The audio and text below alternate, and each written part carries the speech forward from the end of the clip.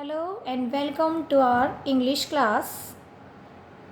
I hope you all are fine. Today we are going to learn our poem Amanda. पहले आप देखें Amanda का poet कौन है? Robin Klein. इसको आप याद करेंगे. अमांडा का पोइट कौन है? Robin Klein. Now I am going to explain you the whole poem. Just see.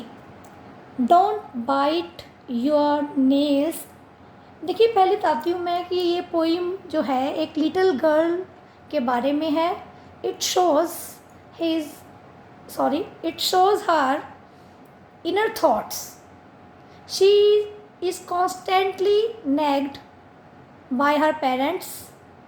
She is always asked what to do और what to not to do. Means ये एक छोटी लड़की की कहानी है जो हमेशा उल्टे काम करती रहती है और उसके पेरेंट्स जो होते हैं वो उसको कहते हैं कि ऐसा मत करो वैसा मत करो.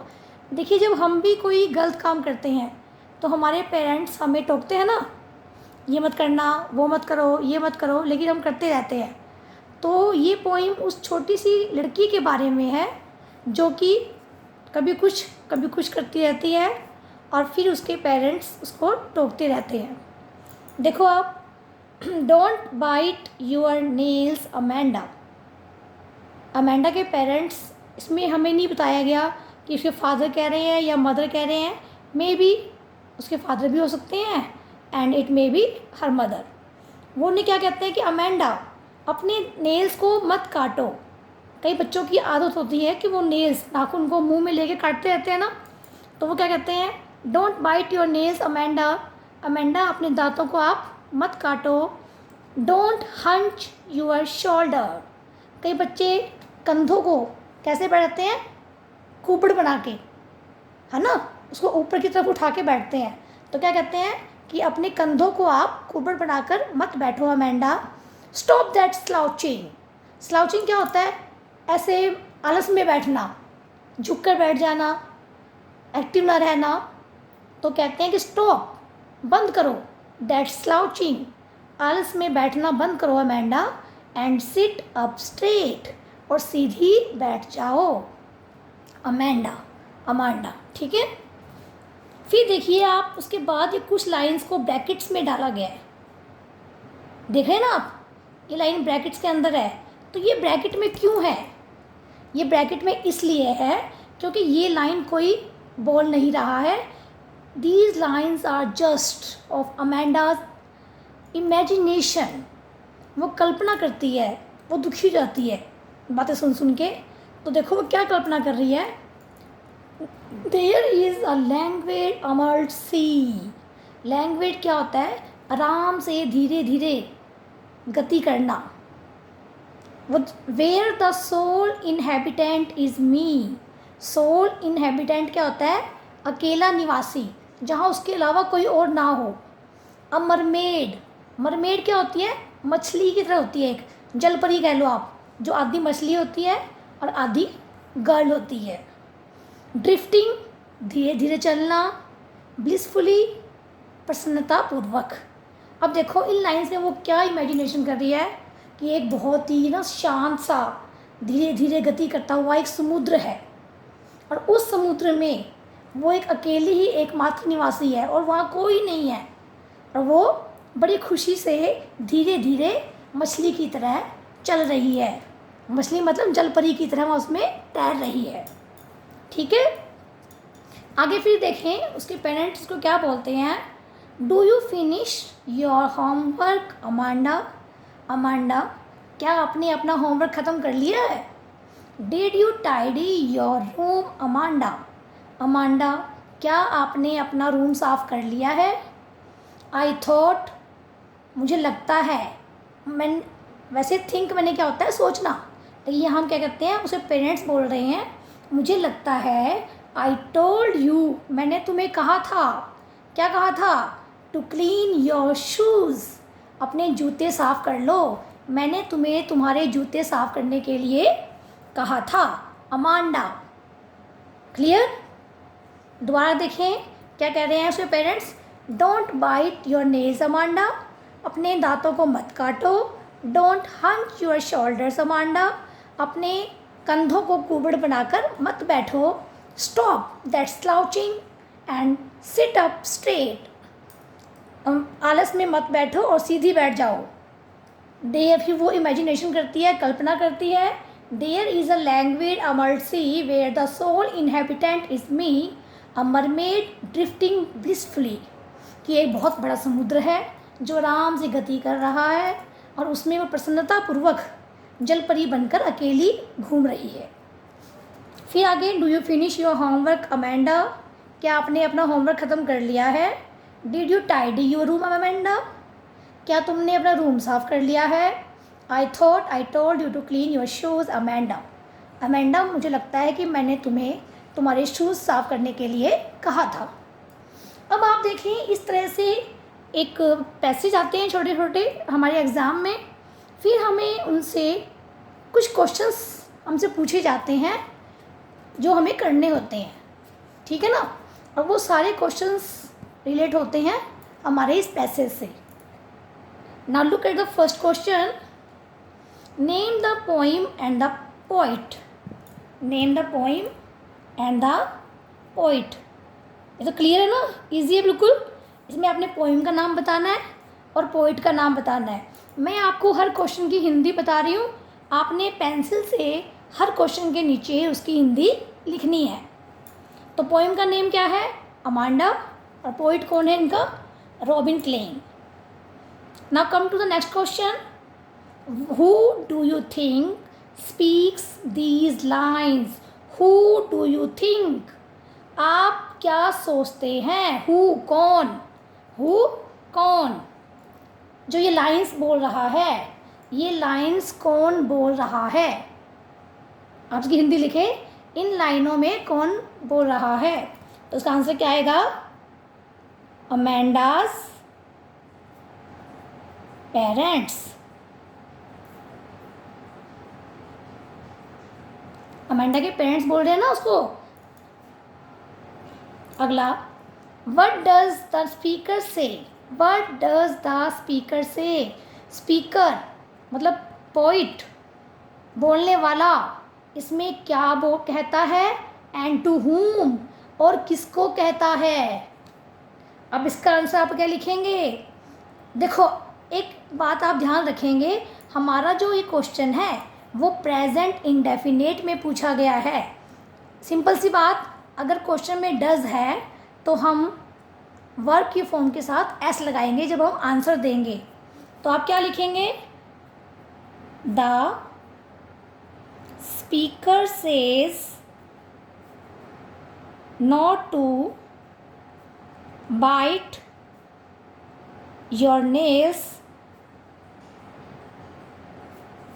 एंड टू हुम, और किसको कहा है, टू अमेंडा. यहाँ पे आप सेज की जगह आस्क कर सकते हो. Ask Amanda not to bite, अब यू का बन जाएगा हर. क्लियर. यहाँ पे हम इसको ऐसे चेंज कर सकते हैं. तो आप क्या लिखोगे, the speaker asks Amanda not to bite her nails. ठीक है. Not to hunch her shoulders, ये लाइन भी आएगी इसमें, कुछ भी लिख सकते हो आप. Next is, how is the sea portrait here. Portrait मतलब उसको किस प्रकार से वर्णित किया गया है. सी का वर्णन यहाँ किस प्रकार से किया गया है. तो आप क्या लिखेंगे, the sea is portrayed as a language armoured sea. ठीक है, it is a language armoured sea. आप सिंपल ही लिखेंगे तो भी आपका आंसर ठीक है. It is a language armoured sea. Clear. Next is, why is the stanza bracketed. Stanza को ब्रैकेट में क्यों डाला गया है. मैंने आपको बताया था ना, क्योंकि ये उसकी इमेजिनेशन है, ये लाइन वो बोल नहीं रही है, she is just thinking. It shows the inner thought of girl. ये लाइनें जो हैं लड़की की सोच को दिखा रही है, that's why it is bracketed, इसलिए इसको ब्रैकेट में डाला गया है। अगला है who is the sole inhabitant of the sea. Sole inhabitant क्या होता है? अकेला निवासी। इसकी हिंदी क्या क्वेश्चन की? समुद्र में अकेला निवासी कौन है? तो कौन है? Amanda. Clear? Next, has Amanda cleaned her shoes. इसकी हिंदी लिखें आप, क्या अमेंडा ने अपने शूज़ साफ कर लिए हैं? नहीं किए ना? तो हम नेगेटिव सेंटेंसेस को कैसे लिखते हैं? फर्स्ट नो, नो के बाद हम पोज देते हैं comma, no Amanda has not cleaned her shoes, right? Next one is, what does speaker ask Amanda about her room. इसकी हिंदी लिखें आप, स्पीकर अमेंडा से उसके रूम के बारे में क्या कहता है? आपको मैंने क्या कहा था, क्वेश्चन इंडेफिनिट में हो, डज है तो आप क्या लगा देंगे? वर्ब के साथ एस। तो हम क्या बोलेंगे? The speaker